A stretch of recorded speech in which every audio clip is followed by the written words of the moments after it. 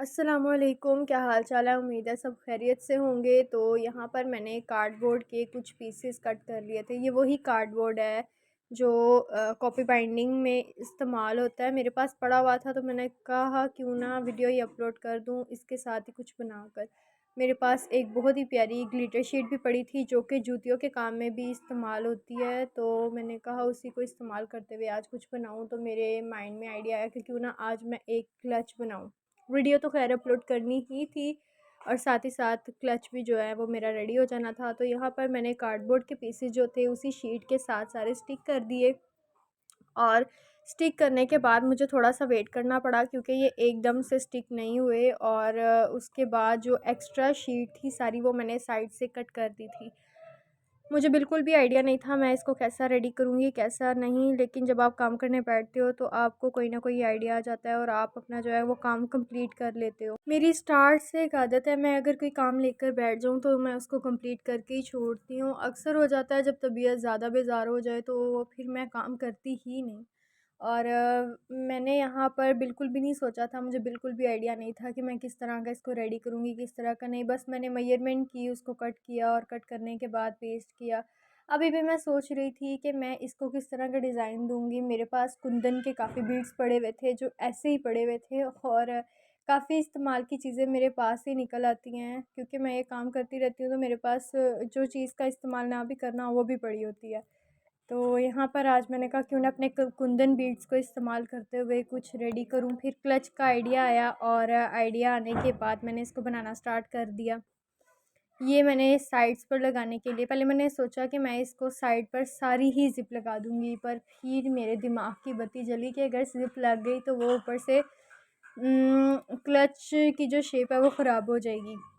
वो इस तरह से कि नीचे से तो क्लच का हमने उसको जो बेस है वो थोड़ी चौड़ी दे दिया है। उससे ये था कि हर चीज़ मतलब आप इसमें रख सकते हो, लेकिन ऊपर से भी क्योंकि मैंने वही इसको शेप में रखना था तो फिर इस वजह से मैंने इसकी साइड्स भी रेडी की और इनके ऊपर भी ग्लिटर शीट लगाई। और इसके अब अंदर लगाने के लिए मुझे कुछ समझ नहीं आई कि मैं पहले क्या करूँ। पहले मुझे आइडिया आया कि मैं इसके अंदर क्लॉथ का इस्तेमाल करती हूँ, लेकिन क्योंकि क्लॉथ पे टाइम काफ़ी लगना था और उसको पहले स्टिच करना पड़ना था। फिर मुझे आइडिया आया कि मेरे पास एक फॉमिक शीट भी पड़ी हुई थी और ये सिंपल फॉमिक शीट थी तो ये कपड़े का ही काम देगी।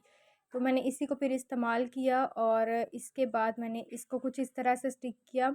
साथ ही साथ मैंने जो क्लच की दीवारें थी वो भी खड़ी कर दी, उनको भी आपस में स्टिक करके जोड़ दिया। लास्ट पर जो शीट का पीस था वो मैंने इसलिए कट किया क्योंकि ये तिरछा लग रहा था और थोड़ा-सा टेढ़ा हो रहा था। मैंने इसको अलग से अटैच किया और अटैच करने के बाद इसको भी पेस्ट कर दिया। ये हमारा हाफ़ क्लच तकरीबन बन के रेडी था और इधर मुझे खुशी हो रही थी कि मैंने काम थोड़ा जल्दी कर लिया। उसके बाद जो साइड्स थी उनके अंदर भी मैंने फॉमिक शीट लगाई और फॉमिक शीट लगाने के बाद मैंने इनको आपस में अटैच कर दिया। ये जो साइड्स थी ये लगाना थोड़ी-सी मुश्किल हो रही थी क्योंकि ये बिल्कुल ही मैंने साइज़ की कटिंग की हुई थी।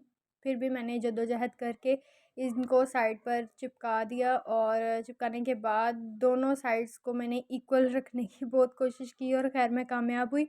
ग्लू गन का हमेशा इस्तेमाल इस तरह करें कि आपकी ग्लू जो है वो बाहर वाली साइड से बिल्कुल नज़र ना आए और आपके काम में नीटनेस रहे, क्योंकि ग्लू गन एक वाहिद गन है जिससे एक तो बचना भी होता है अपने हाथ जलने से। और मैं स्टार्टिंग से ही अपने हाथ जलाती आ रही हूँ क्योंकि मैंने हमेशा ग्लू गन ही इस्तेमाल किया और ग्लू गन से किया हुआ काम जो होता है ना वो आपका बहुत ज़्यादा जो होता है ना मज़बूत होता है।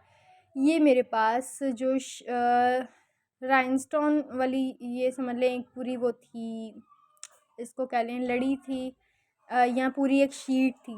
और ये भी जो है ये भी जूतियों वाले काम में इस्तेमाल होती है। ये मुझे बड़े किसी मुअज़्ज़िज़ रिस्पेक्टेबल बंदे ने दी थी। तो फिर उसके बाद जो है मैंने उसी का यूज़ करते हुए उसकी छोटी-छोटी सी स्ट्रिप्स काटी और स्ट्रिप्स जो थी वो 2-2 थी। ये मैंने कुंदन बीड्स लिए थे स्क्वेयर शेप में जो कि मैंने यूज़ करने थे अपने काम में। मेरे पास और भी काफ़ी शेप्स में कुंदन बीड्स पड़े हुए थे, लेकिन मेरा स्टार्टिंग पर जब मैंने ये बीड्स परचेज़ किए थे तो मेरा तब भी दिल था कि मैं स्क्वेयर वाले बीड्स का कुछ करूँ।